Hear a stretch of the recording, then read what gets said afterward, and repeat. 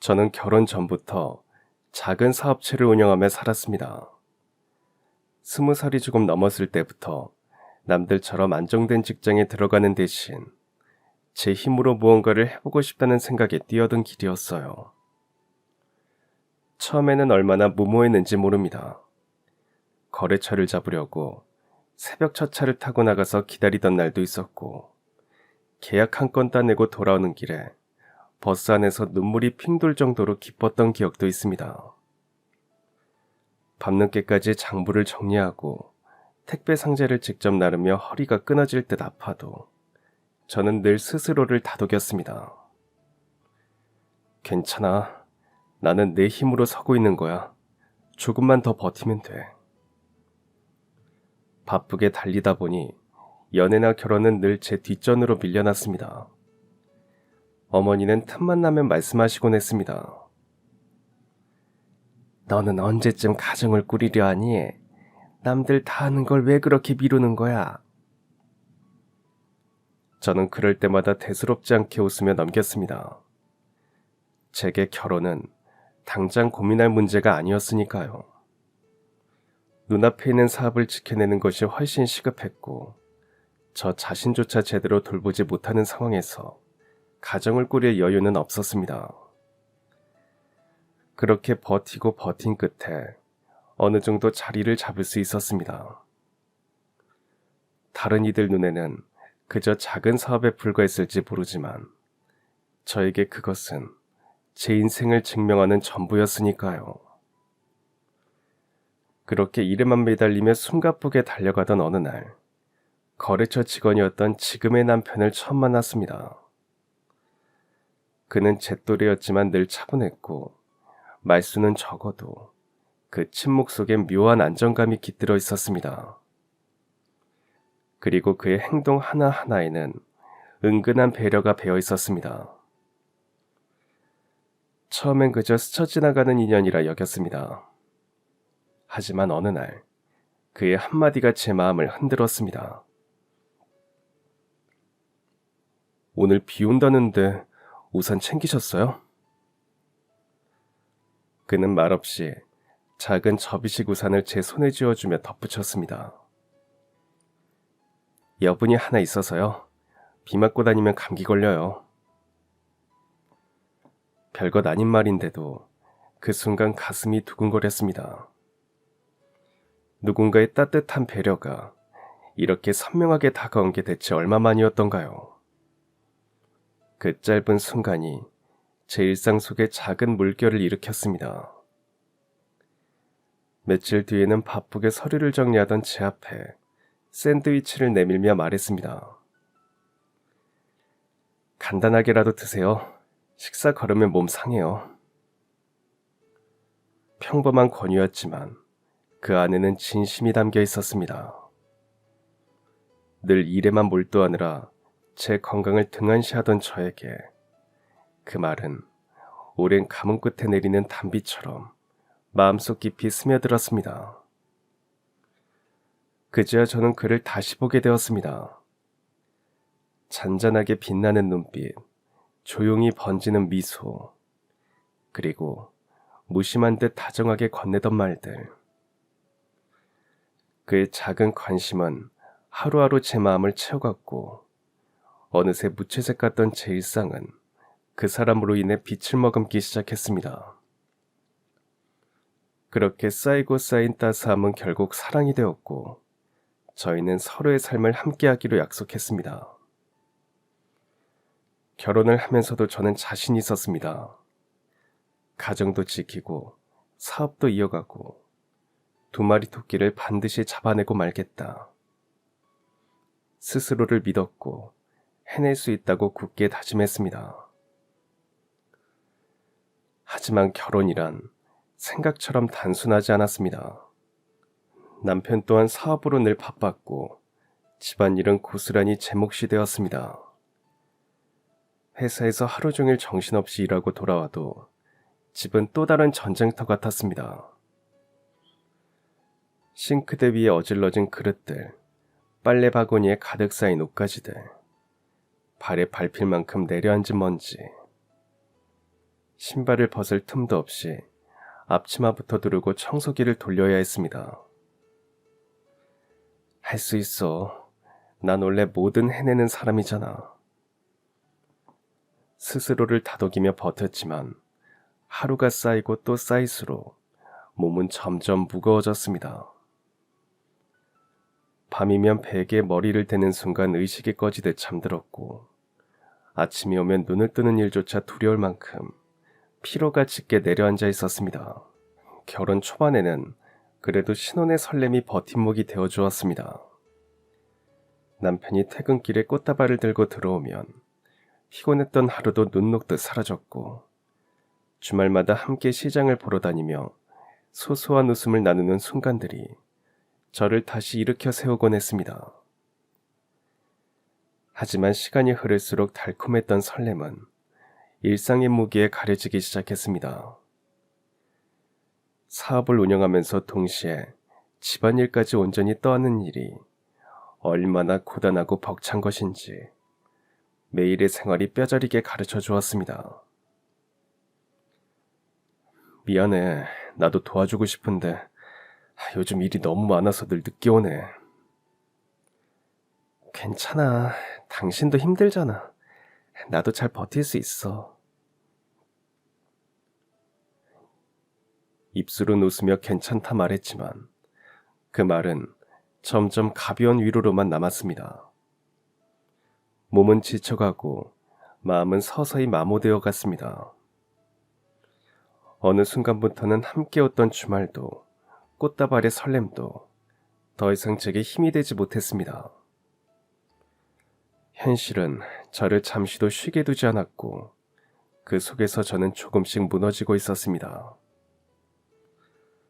게다가 늦은 나이에 결혼하자마자 아이를 바라며 임신을 준비했지만 1년이 넘도록 소식이 없었습니다. 그 기다림이 어느 순간부터는 큰 스트레스가 되었습니다. 내가 내 욕심의 일만 하느라 아이도 생기지 않고 집안까지 엉망이 되어가는 건 아닐까. 스스로를 탓하며 속상해하곤 했습니다.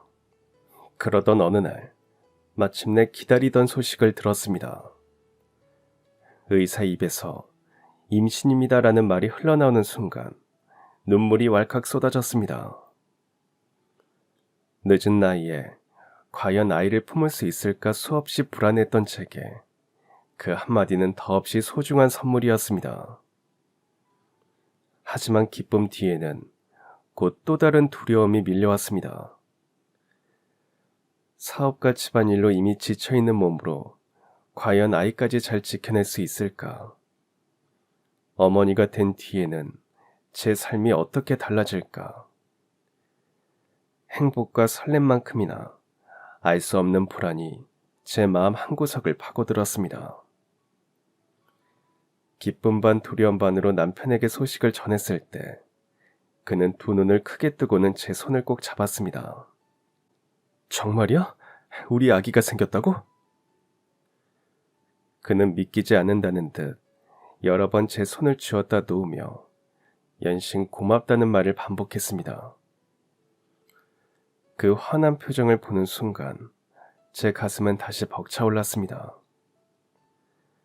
기쁨과 두려움이 뒤섞여 가슴이 복잡하게 요동쳤지만 그럼에도 불구하고 한 가지 사실만은 분명했습니다. 저는 이제 새로운 생명을 품고 있었고 그 작은 존재가 제 인생의 방향을 완전히 바꿔놓을 거라는 것이었습니다.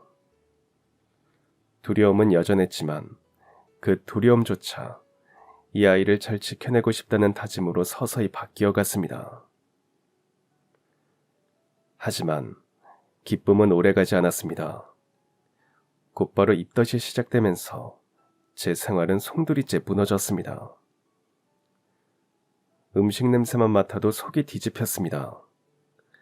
된장찌개가 보글보글 끓는 소리만 들어도 기름 냄새가 스멀스멀 올라와도 울렁거렸습니다.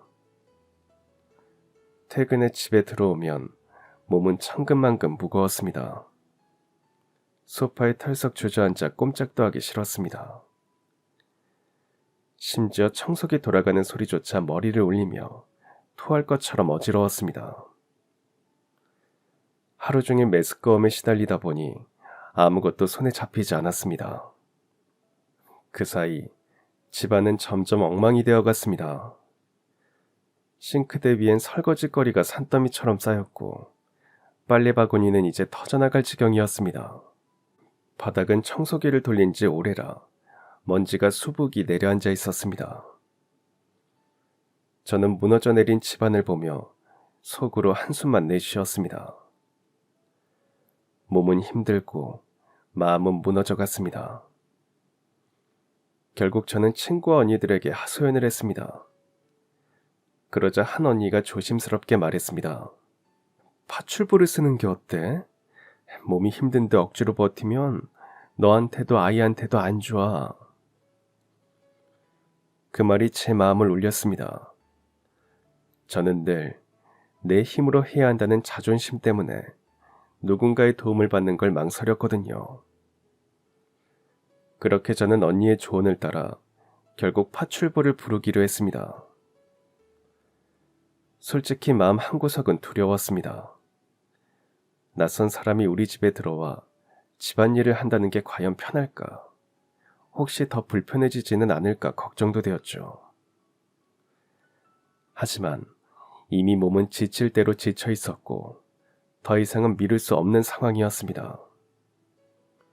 그리고 마침내 제 인생에서 가장 특별한 인연이 될 한 사람을 만나게 되었습니다. 첫 만남은 제 예상과는 전혀 달랐습니다. 파출부라기에 당연히 나이 지긋한 분일 거라 생각했는데 눈앞에선 그녀는 또래처럼 젊어 보였던 겁니다. 알고 보니 저보다 서너 살 위에 불과했습니다. 이렇게 젊은 사람이 과연 집안 살림을 얼마나 잘할 수 있을까? 처음엔 솔직히 걱정이 앞섰습니다. 하지만 그 우려는 금세 사라졌습니다. 그녀의 손길이 닿는 곳마다 집안이 달라졌습니다. 걸레질을 한번 훑고 지나가자 바닥의 먼지가 흔적도 없이 사라졌고 싱크대에서 척척 소리를 내며 설거지를 끝내자 뿌옇던 유리잔은 마치 새 것처럼 반짝였습니다. 저는 그 모습에 그만 넋을 잃고 말았습니다. 우와, 손이 진짜 빠르시네요. 어떻게 이렇게 한 번에 번쩍번쩍해지죠? 아이, 별거 아니에요. 그냥 오래 해와서 익숙한 거예요. 말은 그렇게 했지만 저는 금세 알 수 있었습니다. 이건 단순한 익숙함이 아니었어요. 손끝마다 묘한 정성과 사랑이 느껴졌습니다. 일을 하면서도 저를 살뜰히 챙겼습니다. 사모님, 지금은 몸이 가장 중요한 때예요. 절대 무리하지 마세요. 아기랑 본인 몸 생각하면 그게 제일 잘하는 거예요. 저는 순간 철없는 여동생이 된 기분이었습니다. 낯선 사람인데 묘하게 마음이 놓였어요. 며칠 후, 저는 궁금증을 참지 못하고 물었습니다. 어떻게 이렇게 살림을 잘하세요? 비결이 뭐예요? 어려서부터 살림을 해와서 그래요. 10살 때 부모님이 돌아가시고 친척집을 전전했어요. 친척들도 형편이 좋진 않으니 구박덩이로 눈칫밥 좀 먹었죠. 구박받으면서도 살림은 제가 다 도맡아 했으니까 살림을 못하는 게 더 이상한 거죠. 하지만 그때 배운 게 지금은 밥벌이가 되고 있으니 오히려 다행이라 생각해요. 숱한 힘든 시절을 보냈을 텐데도 오히려 다행이라며 담담하게 말하는 그녀를 보며 그 안에 얼마나 많은 눈물이 숨어 있을지 짐작조차 힘들었습니다. 그녀가 오고 나서부터 집은 완전히 달라졌습니다. 먼지가 사라지고 싱크대는 반짝이고 빨래는 말끔히 개어져 있었습니다. 그래서 저는 집에 들어설 때마다 안정감을 느꼈습니다. 그녀는 늘 겸손했고 제겐 한 줄기 빛 같았습니다. 처음엔 일주일에 한 번만 왔지만 임신이 진행될수록 저는 몸이 더 힘들어졌습니다. 전 결국 매일 와달라고 부탁했죠. 정숙 씨, 매일 좀 와주실 수 있을까요? 저야 고정적으로 올 수 있게 해주시면 오히려 감사하죠. 그날부터 우리는 하루도 빼놓지 않고 얼굴을 보게 됐습니다. 그녀는 단순히 집안일을 도와주는 사람이 아니라 제 삶 속 깊이 스며들었습니다. 남편과의 관계 역시 정숙 씨가 오고 난 후 훨씬 좋아졌습니다. 퇴근하고 들어올 때마다 깔끔해진 집을 보고 고마워했고, 아이를 준비하는 저를 살뜰히 챙기는 정숙 씨를 보며 존경하는 눈빛을 보냈습니다. 그리고 마침내 첫째 단우가 세상에 태어났습니다. 출산의 고통이 채 가시기도 전에 산후조리와 갓난아기 돌봄이 이어지자 저는 매 순간이 버거웠습니다. 그때마다 제 곁에는 정숙 씨가 있었습니다. 사모님, 단우는 제가 볼 테니 조금이라도 더 주무세요. 엄마가 건강해 아기도 건강하죠. 그 말에 눈물이 핑 돌았습니다. 친정 식구도 시댁 식구도 쉽게 해주지 못하는 말이었는데 정숙 씨가 제 마음을 헤아려주고 있었습니다. 혈연으로 맺어진 사이는 아니었지만 이미 그녀는 가족 이상이었습니다. 저는 진심으로 그녀를 우리 집 식구라 여겼습니다. 남편 역시 점점 그녀를 신뢰하게 되었습니다. 한편 남편은 바쁜 회사 일에 치여 늘 마음 한켠에 죄책감을 품고 있었습니다. 집안일과 육아를 저 혼자 감당하게 하는 게 미안했던 것이죠. 하지만 정숙 씨가 제 곁에서 묵묵히 자리를 지켜주자 그의 표정에도 안도감이 번졌습니다. 그리고 어느새 단우는 정숙 씨 품에서 자라다시피 했습니다. 심지어 저보다 그녀를 더 잘 따를 때도 있었죠. 그 모습을 보며 저는 서운하기보다 오히려 감사했습니다. 아, 우리 집에 정말 든든한 버팀목이 생겼구나. 얼마 뒤 둘째 민우를 임신했을 때도 정숙 씨는 변함이 없었습니다. 입덧으로 지쳐있던 순간부터 출산, 그리고 두 아이를 돌보는 나날까지 그녀는 늘 제 곁을 지켜주었습니다. 둘째가 태어나자 집안일은 눈에 띄게 늘어났지만 정숙 씨는 힘든 기색조차 보이지 않았습니다. 오히려 환하게 웃으며 두 아이를 품에 안고 저까지 살뜰히 챙겨주었죠. 어느새 우리 집은 그녀 없이는 굴러갈 수 없을 만큼 의지하게 되었습니다. 정숙 씨는 단순히 도와주는 사람이 아니라 이미 가족보다 더 가까운 존재가 되어 있었습니다. 정숙 씨가 없었으면 저는 어떻게 살았을까요?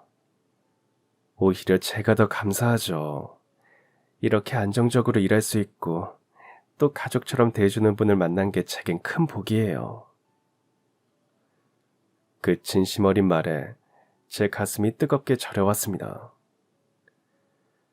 어느 날 장을 보러 나간다는 그녀가 조심스레 물었습니다. 사모님, 장 보러 가려는데 혹시 드시고 싶은 거 있으세요? 언니, 이제 우리 이렇게 오래 지냈는데 사모님이라는 말은 그만해요. 그냥 언니 동생으로 지내요. 아무리 오래 함께 했어도 저는 결국 일하는 사람이잖아요. 아니에요. 저한테 언니는 이미 친언니나 다름없어요. 그날 이후 저는 정숙 씨를 언니라 불렀습니다. 그녀는 여전히 저를 사모님이라 불렀지만 호칭이 무슨 의미가 있었겠습니까? 이미 우리는 언니와 동생을 넘어 진짜 가족보다 더 깊은 정으로 이어져 있었습니다. 그렇게 시간은 참 빠르게 흘렀습니다. 첫째 단우가 어린이집에 다니고 둘째 민우도 아장아장 걸음을 옮기던 무렵 저는 문득 혼자 있는 정숙 언니가 마음에 걸렸습니다. 우리 집에서는 늘 환하게 웃으며 아이들을 돌봐주었지만 집으로 돌아가는 언니의 뒷모습에는 어쩐지 고요한 외로움이 배어 있었습니다. 저는 언니에게도 이제는 자기만의 가족과 행복이 필요하다고 생각했습니다. 그래서 오랜 고민 끝에 믿을 만한 분을 소개해드렸죠. 처음엔 손사래를 치며 제가 무슨 하던 언니였지만 시간이 흐르며 그분과 조금씩 가까워지는 모습을 보며 제 마음도 설렜습니다. 그리고 마침내 어느 날 언니가 수줍게 제 앞에 섰습니다. 사모님, 드릴 말씀이 있는데 저 결혼하게 됐어요. 그 말을 듣는 순간 언니보다 제가 먼저 눈물이 핑 돌았습니다. 늘 남만을 위해 사느라 자기 몫의 행복은 뒤로 미뤄두었던 사람이 드디어 자신의 삶을 찾은 것이죠. 그날 하루 종일 제 얼굴에서 웃음이 떠나질 않았습니다. 내 가족처럼 살뜰히 품어주던 언니가 이제는 누군가의 아내로 한 여자의 이름으로 더 큰 행복을 누리게 된다는 사실이 그토록 벅찰 수가 없었습니다. 결혼식 날, 저는 마치 친언니를 시집 보내는 기분이었습니다. 순백의 드레스를 곱게 차려입고 서 있는 언니의 얼굴에는 그동안 보지 못했던 세상 그 누구보다 환한 미소가 번져 있었습니다. 남편도 저도 아이들까지 모두가 두 손 모아 진심으로 축하했습니다.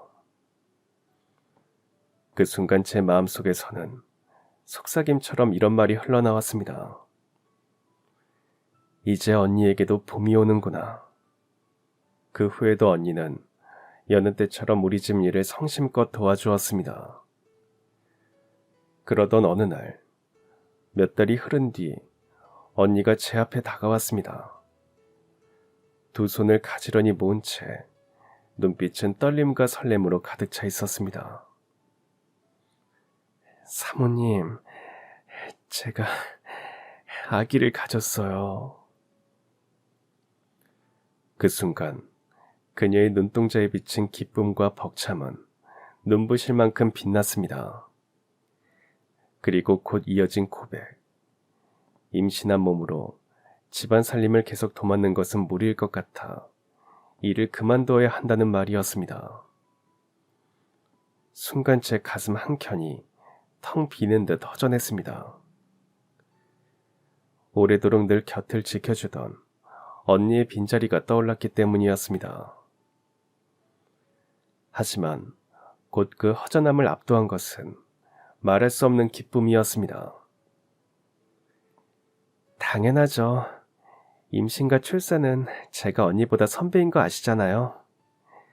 언니를 매일 못 본다는 건 아쉽지만 무엇보다 중요한 건 언니와 아기의 건강이에요. 이제는 다른 건 다 내려놓고 몸부터 챙기셔야 해요. 저는 언니의 손을 꼭 잡으며 마음을 전했습니다. 그토록 남을 위해 헌신하며 살아온 언니가 이제는 자기 아이를 품게 되었다는 사실, 마침내 엄마라는 이름을 얻는다는 사실은 제게도 큰 울림과 벅찬 감동이었습니다. 그 순간은 친언니의 경사를 전해들은 듯 진한 기쁨이었고 제 마음 깊숙이 오래도록 간직될 소중한 축복의 시간이었습니다. 그리고 얼마 후 언니의 아들 민수가 태어났습니다. 병원에서 갓난아이를 안고 있는 그녀의 얼굴은 그 어느 때보다 환했습니다. 사모님, 저 진짜 엄마가 됐어요. 꿈만 같아요. 제게 이렇게 가족이 생길 수 있었던 건 모두 사모님 덕분이에요. 저는 눈물이 핑 돌았습니다. 이토록 기뻐하는 그녀의 모습은 오래도록 기억될 장면이었고 언니가 오래오래 행복하길 바랬습니다. 하지만 하늘은 어찌 그리도 무심하던지요. 언니의 행복은 오래가지 못했습니다. 갓난아기 민수가 세상에 나온 지 100일도 채 지나지 않았을 무렵 믿을 수 없는 소식이 들려왔습니다. 언니의 남편이 갑작스러운 사고로 세상을 떠났다는 것이었습니다. 저는 전화를 쥔 손을 놓지 못한 채 한참을 울었습니다. 장례식장에 도착했을 때 등에 100일도 안 된 아기를 업고 망연자실에 서 있던 언니의 모습은 제 가슴을 산산이 부수어 놓았습니다. 행복이라는 단어가 이제 막 언니의 삶에 스며들려는 순간 잔인하게도 그것은 무너져 버린 것입니다. 그렇게 언니는 또다시 혼자가 되고 말았습니다. 며칠 뒤 언니에게서 전화가 걸려왔습니다.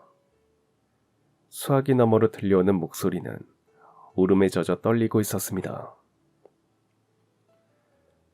죄송하지만 저 다시 일할 수 있을까요? 어린 민수를 데리고 먹고 살 길이 막막해서요. 그 말을 듣는 순간 제 가슴은 먹먹하게 저려왔습니다. 어떤 위로도 어떤 논리도 이 상황 앞에서는 무의미했습니다. 언니, 그게 무슨 말씀이에요? 우리가 남도 아닌데 왜 그런 소리를 해요? 지금 당장 오세요. 여기는 언제든 언니의 집이에요. 제 목소리도 결국 떨리고 말았습니다. 그 순간 저는 뼈저리게 깨달았습니다. 언니는 더 이상 단순히 돕는 이가 아니었습니다. 그녀는 이미 제 가족이었고 제 삶에서 결코 떼어낼 수 없는 소중한 한 부분이었습니다. 다시 우리 집으로 돌아온 언니는 등에 어린 민수를 업은 채 일을 해야 했습니다. 아이가 잠들면 잠시 흔들 의자에 눕혀두었다가도 울음소리가 들리면 곧바로 다시 등에 업고는 청소와 살림을 이어갔습니다. 그 모습을 바라보는 제 마음은 한없이 무거웠습니다.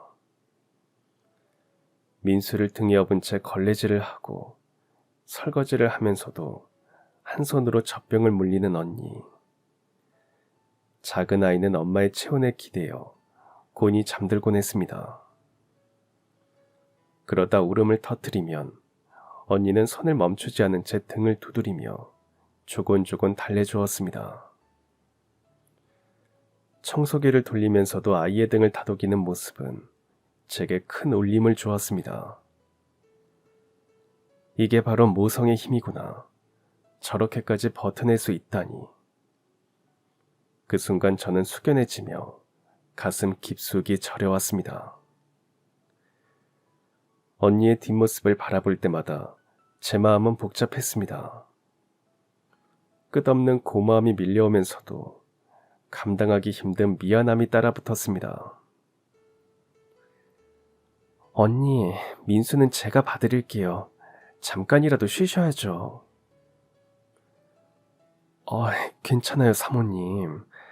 저한테 아이를 데리고 일할 수 있게 해주시는 것만도 얼마나 감사한데요. 그녀는 늘 그렇게 환하게 웃었습니다. 하지만 그 웃음 뒤에 숨어있을 수많은 눈물과 외로움까지 저는 감히 다 헤아릴 수 없었습니다. 정숙 언니가 다시 돌아온 이후 저희 집도 다시 정상적으로 돌아가기 시작했습니다. 정숙 언니가 결혼하고 아기를 가지면서 일을 그만두었을 때 저나 남편 모두 회사 일로 너무 바빠 어쩔 수 없이 다른 사람을 써보았습니다. 하지만 아무리 좋은 분이 와도 마음이 편하지 않았습니다. 일은 잘하더라도 마음이 통하지 않았고 집안 공기는 어딘가 허전했습니다. 그 사이 저는 다시 회사 일과 육아를 병행하며 하루하루를 버텨야 했습니다. 몸은 지치고 마음은 점점 메말라갔습니다. 그러다 언니가 다시 우리 집에 돌아오면서 비로소 모든 게 제자리를 찾았습니다. 저는 다시 회사 일에 매진할 수 있었고 단호와 민우는 언니 품에서 자라다시피 했습니다. 심지어 저보다도 언니 품에 안기기를 더 좋아했고 언니는 두 아이를 마치 제 아이들처럼 정성껏 돌봐주었습니다. 민수도 조금씩 자라 형들을 졸졸 따라다녔습니다. 새아이가 함께 뛰어노는 모습을 바라볼 때마다 제 가슴은 뜨겁게 차올랐습니다. 사모님 참 신기하죠? 피 한 방울 안 섞였는데도 꼭 형제 같아요. 그러게요. 언니와 제가 가족이 된 것처럼 아이들도 하늘이 맺어준 가족 같아요. 그렇게 언니와 제 가족의 인연은 다시 이어졌습니다. 짧은 결혼 생활과 비극적 이별 뒤에도 언니는 여전히 제 삶 속에서 빛이 되어 주었습니다. 아이들은 언니 아들 민수를 자연스럽게 동생으로 받아들였고 새아이는 함께 밥을 먹고 함께 놀며 함께 자라났습니다. 그런데 행복한 나날은 생각보다 오래가지 않았습니다. 새아이가 함께 뛰놀고 언니와 제가 마주 앉아 따뜻한 차를 마시며 웃던 그 평범한 일상은 너무나 허무하게 무너져 버렸습니다. 어느 날 새벽, 낯선 전화가 걸려왔습니다. 수화기 너머로 들려온 목소리는 제 가슴을 단번에 서늘하게 만들었습니다. 지금 김정숙 씨가 교통사고를 당해 응급실로 이송 중입니다. 가능한 빨리 병원으로 오셔야 합니다.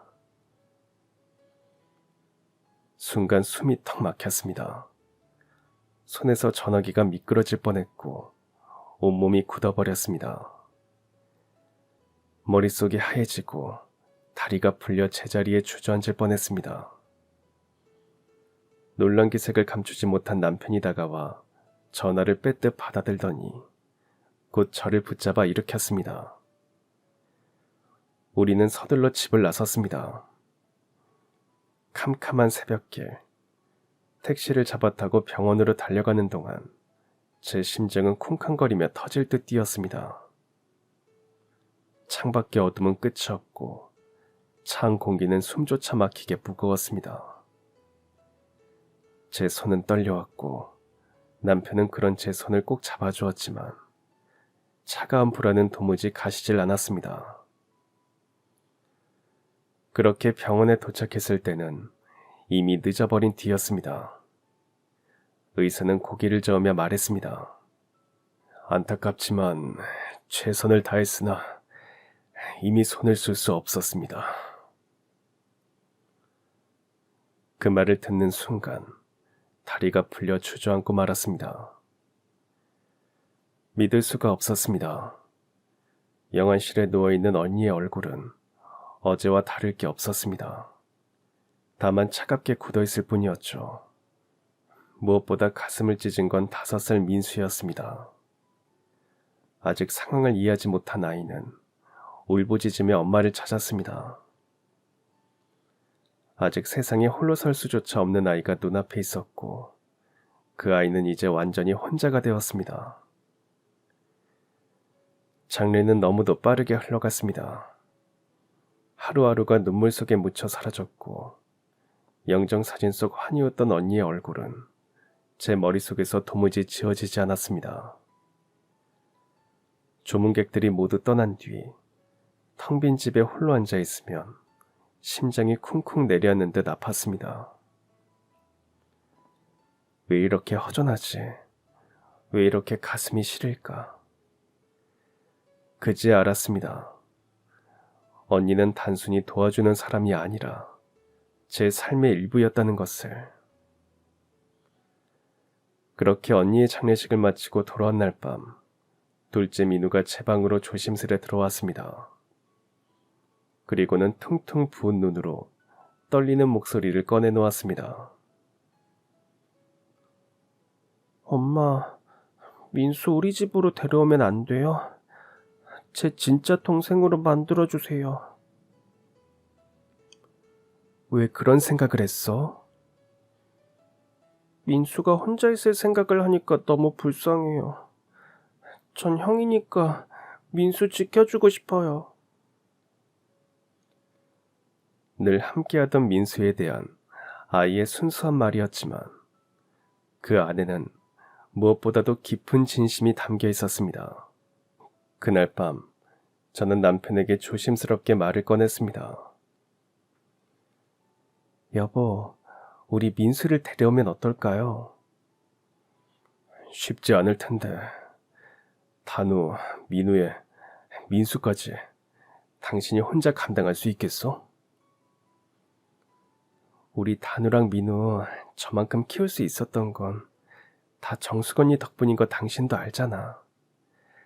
이제는 내가 언니에게 도움을 주고 싶어. 하긴 나도 정숙 씨를 봐서라도 민수를 외면할 순 없을 것 같아. 그래도 입양은 정말 신중해야 할 것 같아. 우린 며칠 동안 깊이 고민했습니다. 그러나 결국 마음은 하나로 모였습니다. 민수를 더 이상 외롭게 두지 않겠다는 것. 그것이 언니에게 해줄 수 있는 마지막 도리라는 확신이 들었습니다. 아이들 앞에서 그 결정을 전했을 때 민우는 눈물이 맺힌 눈으로 말했습니다. 엄마 고마워요. 이제 민수가 진짜 제 동생이 되는 거죠? 민수는 아직 어린 탓에 모든 상황을 다 이해하지는 못했지만 제 손을 꼭 잡으며 조그맣게 웃었습니다. 그 미소가 제 마음을 따뜻하게 적셨습니다. 입양 절차는 결코 간단하지 않았습니다. 하지만 다행히 민수가 이미 우리 집에서 오래 머물며 가족처럼 지내왔기에 큰 어려움 없이 과정을 이어갈 수 있었습니다. 아동복지기관의 도움을 받아 위탁가정 기간을 거쳤고 이어 가정법원의 심사를 통해 마침내 정식으로 입양이 허가되었습니다. 그 순간 우리는 비로소 법적으로도 하나의 온전한 가족이 되었습니다. 얼마 후 입양이 최종 확정되던 날 법정을 나서던 민수가 제 손을 꼭 잡더니 맑은 눈빛으로 조심스레 물었습니다. 이제 정말 우리 가족이에요? 그럼 이모를 엄마라고 불러야 해요? 그래, 이젠 진짜 가족이야. 하지만 민수가 예전처럼 이모라고 부르고 싶으면 그렇게 불러도 괜찮아. 아니에요. 엄마라고 부를래요. 민수는 이제 엄마도 아빠도 2명이니까 훨씬 부자예요. 그렇죠? 그 순간 가슴 깊은 곳에서 벅찬 감정이 치밀어 올라왔습니다. 울컥 차오른 눈물 너머로 마치 하늘 위에서 정숙 언니가 따뜻하게 미소 짓고 있는 모습이 보이는 듯 했습니다. 그렇게 입양 절차가 끝나고 민수가 정식으로 우리 집의 아이가 되던 날이었습니다. 그날 밤 민우가 퉁퉁 부은 눈으로 제 앞에 서더니 떨리는 목소리로 말을 꺼냈습니다. 엄마, 저 할 말이 있어요. 사실 이모가 돌아가신 건 다 저 때문이에요. 저는 귀를 의심했습니다. 그리고 민우는 얼굴을 2손으로 감싼 채 흐느끼며 말했습니다. 민수 생일날 이모가 로봇 장난감을 사줬잖아요. 저도 갖고 싶다고 얼마나 떼를 썼는지 엄마도 기억하시죠? 근데 엄마는 집에 장난감이 얼마나 많은데 또 사냐고 그냥 넘어갔잖아요. 그때 제가 속상해서 울었거든요. 그제야 잊고 있던 기억이 되살아났습니다. 그날 울먹이던 민우를 보며 정숙 언니가 다정하게 다가와 웃던 모습이 떠올랐습니다. 민우야, 그렇게 로봇 장난감이 가지고 싶어? 그럼 이모가 사다 줄까? 그 장면이 눈앞에 선명히 스쳐갔습니다. 그리고 아이는 그때 일을 떠올리며 떨리는 목소리로 말을 이었습니다. 그래서 이모가 새벽에 일부러 마트에 가신 거예요. 저 때문에 이모가 그렇게... 제 가슴은 철렁 내려앉았습니다. 8살 어린아이의 입에서 쏟아져 나오는 말이라고는 믿기 어려울 만큼 무겁고 절절한 죄책감이었습니다. 그러니까 다 제 잘못이에요. 제가 욕심만 안 부렸어도 엄마가 안 사준다고 했을 때 그냥 참았더라면 이모는 그렇게 되지 않으셨을 거예요. 8살 나이가 감당하기에는 너무 가혹한 짐이었습니다. 저는 곧장 아이를 품에 끌어안았습니다. 민우야, 네 잘못이 아니야. 그건 그냥 사고야. 누구의 잘못도 아니야. 네가 장난감을 갖고 싶어 했다고 해서 그런 일이 생긴 게 아니란다. 아니에요. 제가 안 그랬으면 이모는 아직 살아계셨을 거예요. 그러니 민수는 제가 꼭 지킬 거예요. 이제부터는 진짜 제 친동생처럼 제가 끝까지 책임질 거예요. 작은 어깨가 들썩이며 쏟아내는 그 다짐 앞에서 제 눈시울이 뜨겁게 젖어들었습니다.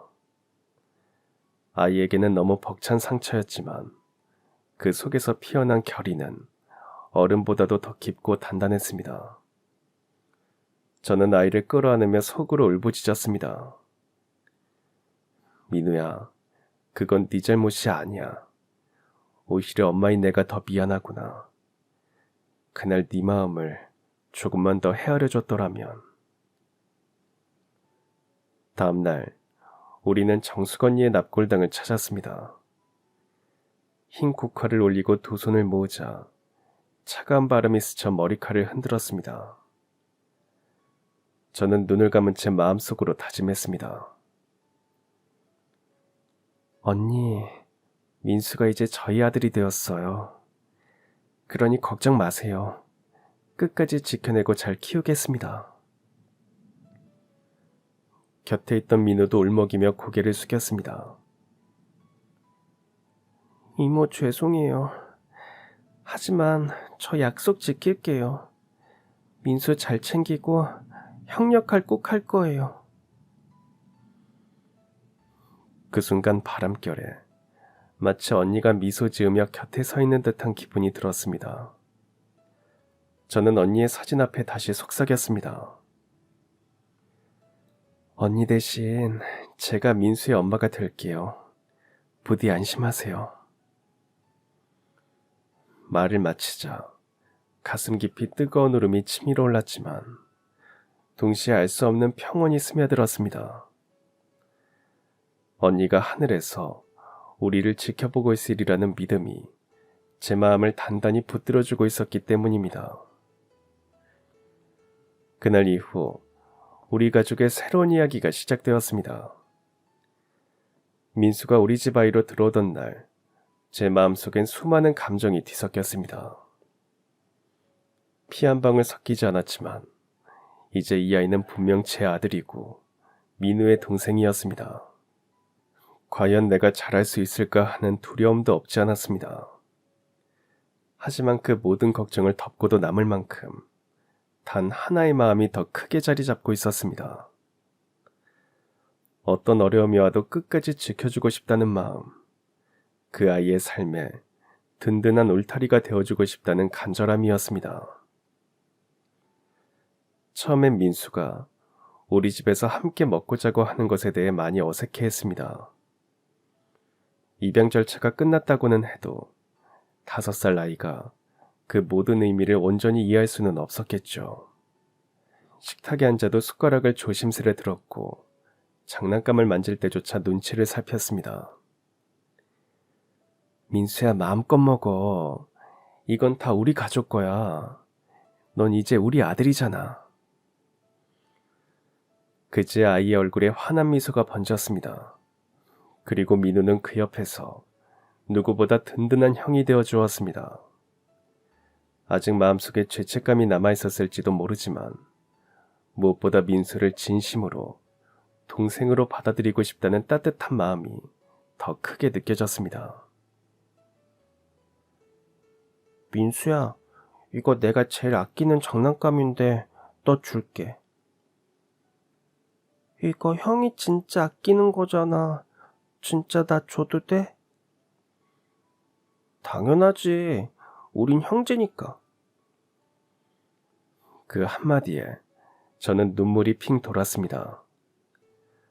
어른조차 쉽게 하기 힘든 깊은 나눔을 어린아이가 아무렇지 않게 건네고 있었기 때문입니다.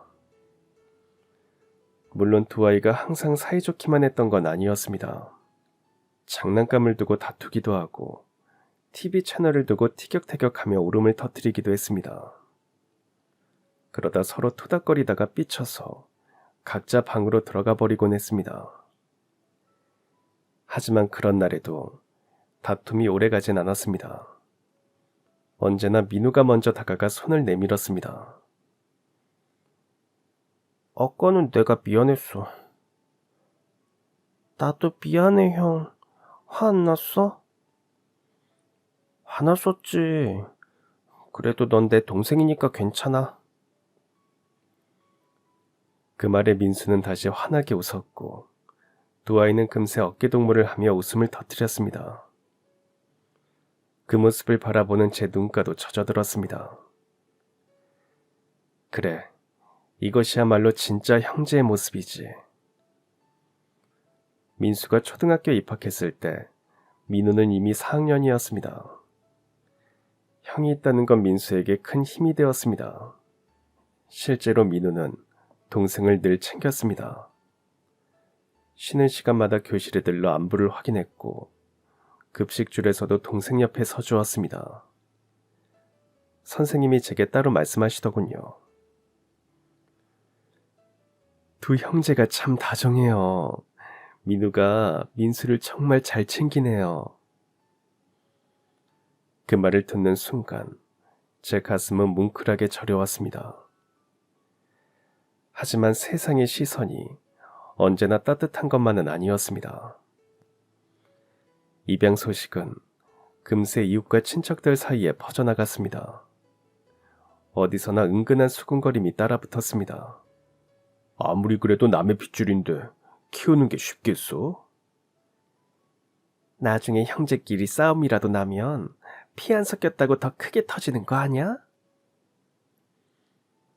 처음엔 그 말들이 마음에 걸렸습니다. 하지만 곧 깨달았습니다. 중요한 건 남의 눈이 아니라 우리 가족의 진심이라는 것을. 명절이 돌아올 때마다 저는 두 아이를 늘 나란히 앉혔습니다. 큰절을 드릴 때도 함께였고 세뱃돈을 받을 때도 똑같이 나누어 주었습니다. 누군가가 민수는 입양한 아이라며 하고 묻곤 했지만 저는 한치의 흔들림도 없이 답했습니다. 네, 입양한 게 맞지만 제 아들인 것도 맞습니다. 피는 안 섞였어도 마음은 누구보다 깊고 친하니까요. 그럴 때면 민우가 옆에서 고개를 빳빳이 들고 덧붙였습니다. 맞아요. 민수는 제 진짜 동생이에요. 그러니까 우리 민수 듣는데 그런 말 하지 마세요. 그 당당한 목소리를 듣는 순간 제 눈가가 또다시 젖어들었습니다. 남의 말에 흔들리던 제 마음을 단단히 붙잡아주는 건 다름 아닌 아이들의 순수한 사랑이었습니다. 한 번은 바다로 가족여행을 떠났습니다. 아들들은 서로 손을 꼭 잡고 파도에 발을 담갔습니다. 그 모습이 꼭 오래된 형제들 같아 지켜보는 제 마음이 따뜻해졌습니다. 그날 밤 숙소에 누워 잠든 아이들을 바라보며 저는 속으로 중얼거렸습니다. 언니, 하늘에서 보고 있죠? 민수는 이제 절대 외롭지 않아요. 민수가 초등학교에 들어간 뒤 한 번 독감에 걸려 고열에 시달린 적이 있었습니다. 그때 민우는 동생 곁을 떠나지 않았습니다. 한밤중에도 민우는 동생의 손을 꼭 잡고 있었습니다. 민수가 힘겹게 눈을 뜨면 형은 환하게 웃으며 말했습니다. 괜찮아. 형이 여기 있잖아. 그 장면을 보며 저는 다시 깨달았습니다. 그래, 이 아이들은 이미 진짜 형제구나. 세월은 참 빠르게 흘렀습니다. 민수가 사춘기에 접어들 무렵 저는 조금 걱정이 되었습니다. 혹시 입양이라는 사실이 마음의 상처가 되진 않을까? 민우가 동생을 멀리하지는 않을까? 하지만 제 두려움은 기우에 불과했습니다. 민수가 동네 아이들에게 입양하라는 놀림을 받았을 때 민우가 단숨에 동생 앞에 서서 외쳤습니다. 민수는 내 동생이야. 너네가 뭔데 그런 소리 해? 그날 밤 민수는 제 품에 안겨 울며 말했습니다. 엄마, 형이 날 지켜줬어요. 형이 없었으면 나 너무 무서웠을 거예요. 그래, 민우가 네 형이잖아. 그러니깐 당연히 동생인 민수를 지켜줘야지. 시간은 쉼없이 흘러 어느새 민우는 대학에 진학했습니다. 합격 소식을 알린 날, 집안은 그야말로 떠들썩했습니다. 민우는 환하게 웃었지만 그날 밤 제 방에 들어와서는 눈시울을 붉히며 말했습니다. 엄마, 대학 합격한 게 기쁘기도 하지만 자꾸 이모 생각이 나요. 제가 이렇게 된 건 다 이모 덕분 같아서요. 그래, 네가 그렇게 생각하는 걸 이모도 다 알고 있을 거야. 그 사이 민수도 어느새 고등학생이 되었습니다. 밝고 부침성 있는 성격 덕분에 친구도 많았지만 공부는 늘 쉽지 않았습니다. 수학 문제를 붙잡고 고개를 흔들며 탄식하는 민수의 모습은 제 마음을 안타깝게 했습니다. 엄마, 저는 머리가 형들만큼 좋은 게 아닌가 봐요. 아무리 해도 안 풀려요. 저는 곁에서 토닥이며 위로했지만 진짜 힘이 되어준 건 형들이었습니다. 민우는 대학생이 된 후에도 틈만 나면 동생의 책상 옆에 앉아 문제를 짚어주었습니다. 그리고 대학 졸업 후 회사에 다니느라 독립해서 살던 단호까지 가끔 집에 들르면 두 형제가 함께 민수의 공부를 봐주었습니다. 늦은 밤, 거실엔 늘 셋이 모여 앉은 풍경이 펼쳐졌습니다. 책상 위엔 빼곡히 풀린 문제지와 커피잔이 늘어났고 그 옆에는 피곤해 지쳐 꾸벅꾸벅 졸다 다시 고개를 드는 민수의 모습이 있었습니다. 그럴 때마다 형들은 끝까지 인내하며 동생을 붙들었습니다. 민수야, 넌 할 수 있어. 네가 포기하지 않는 이상 절대 무너지는 법은 없어. 형들처럼 잘할 수 있을까 걱정되지만 그래도 나 진짜 열심히 해볼게. 그 밤들은 결코 헛되지 않았습니다. 시험을 치를 때마다 민수의 성적은 조금씩 오르기 시작했고 마침내 수능을 마친 후 기다리던 결과가 도착했습니다. 합격자 발표 날, 민수는 떨리는 손으로 컴퓨터 화면을 열었습니다. 그리고 이내 소리쳤습니다. 나 붙었어. 형들이 다니는 그 대학에 나도 붙었어. 집안은 환호로 가득 찼습니다. 민우는 동생을 끌어안고 눈시울을 붉혔고 단우도 웃으며 동생의 등을 힘껏 두드렸습니다. 저는 그 순간 눈물이 왈칵 쏟아졌습니다. 민수가 태어나던 날 언니의 환한 얼굴이 스쳐갔습니다. 그리고 제 안에서 울려 퍼지는 듯한 목소리. 언니 보이죠? 민수가 해냈어요. 며칠 뒤 우리는 민수의 합격증을 손에 들고 정숙 언니의 납골당을 찾았습니다. 가만히 국화를 올리고 모두 함께 묵념했습니다. 저는 목소리를 낮춰 속삭였습니다. 언니, 민수가 드디어 형들과 같은 대학에 합격했어요. 걱정하지 마세요. 우리 아이들 다들 잘 자라주고 있어요.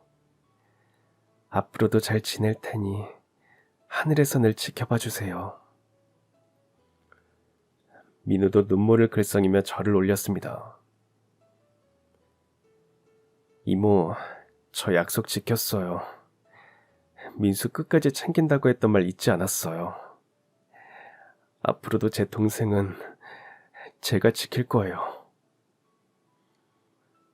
민수 역시 떨리는 목소리로 인사했습니다. 엄마, 저 합격했어요. 형들이랑 같은 대학 가요. 엄마가 옆에 계셨다면 더 좋았을 텐데. 그래도 엄마가 지켜봐 주신 거 맞죠? 그 말을 하며 고개를 숙인 아이의 어깨가 떨렸습니다. 저는 민수의 어깨를 감싸며 속으로 말했습니다. 언니가 남긴 아이는 이제 혼자가 아닙니다. 우리 모두가 함께 지켜주고 있어요.